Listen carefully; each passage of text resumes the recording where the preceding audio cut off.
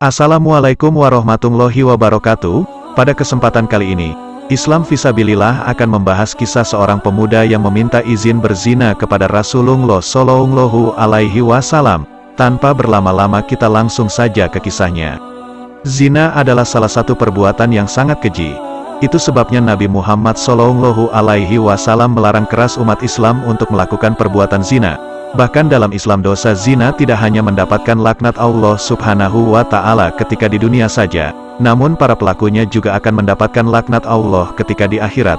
Selain mulia, Rasulullah Shallallahu Alaihi Wasallam juga memiliki kecerdasan dan karismatik dalam memberikan pencerahan kepada umat Muslim.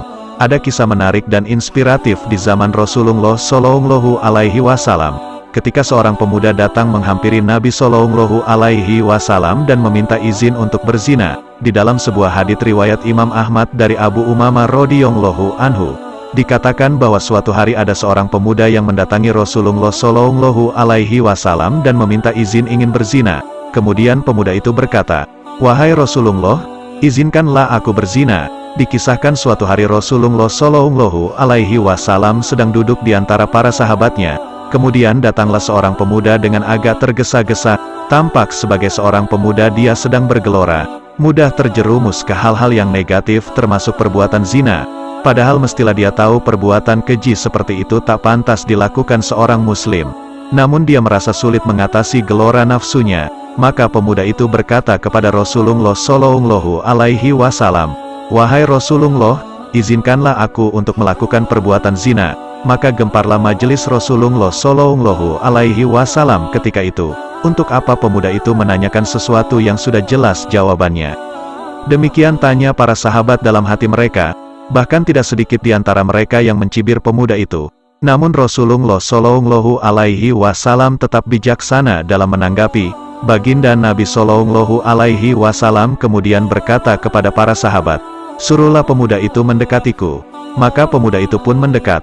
Setelah itu Baginda Shallallahu Alaihi Wasallam dengan lembut bertanya kepadanya, "Wahai anak muda, apakah engkau suka bila perzinahan itu terjadi atas diri ibumu?" Pemuda itu menjawab, "Tidak ya Rasulullah, demi Allah biarlah Allah menjadikan diriku sebagai tebusannya."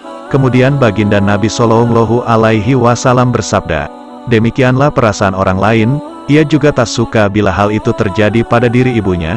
Kemudian Rasulullah Shallallahu Alaihi Wasallam bersabda lagi, "Wahai anak muda, apakah kamu rela bila hal itu terjadi atas diri putrimu?" Pemuda itu menjawab, "Tidak ya Rasulullah, demi Allah biarlah Allah menjadikan diriku sebagai tebusannya."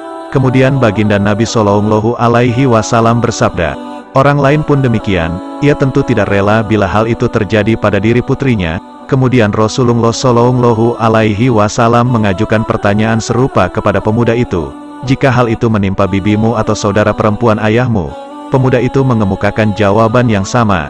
Kemudian Rasulullah Shallallahu Alaihi Wasallam bersabda, "Wahai anak muda, ketahuilah bahwa tidak seorang pun yang rela terhadap perbuatan yang menodai kehormatan keluarganya." Kemudian Baginda Shallallahu Alaihi Wasallam meletakkan tangan beliau pada pemuda itu seraya berkata, "Ya Allah, ampunilah dosanya, sucikanlah hatinya dan peliharalah kemaluannya, jauhkan dari zina." Sesudah kejadian itu pemuda itu pun tidak pernah lagi ingin melakukan perbuatan yang menodai kehormatan orang lain. Hadis riwayat Ahmad. Pemuda itu adalah pemuda yang jujur, pemuda yang takut bermaksiat kepada Allah. Dia tidak ingin nafsunya yang menggebu-gebu menjadikannya terjatuh dalam perzinahan.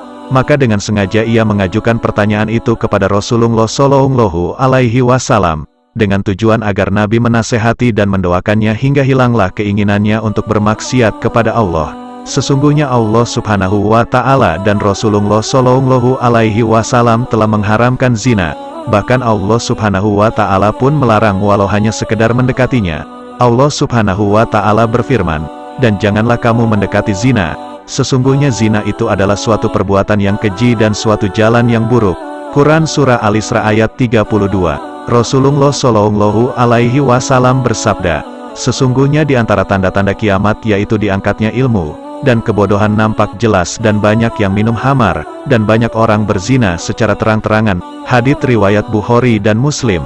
Dalam riwayat yang sama Rasulullah Shallallahu Alaihi Wasallam bersabda, "Berzina tidak dikatakan beriman ketika ia berzina." Hadits riwayat Bukhari dan Muslim.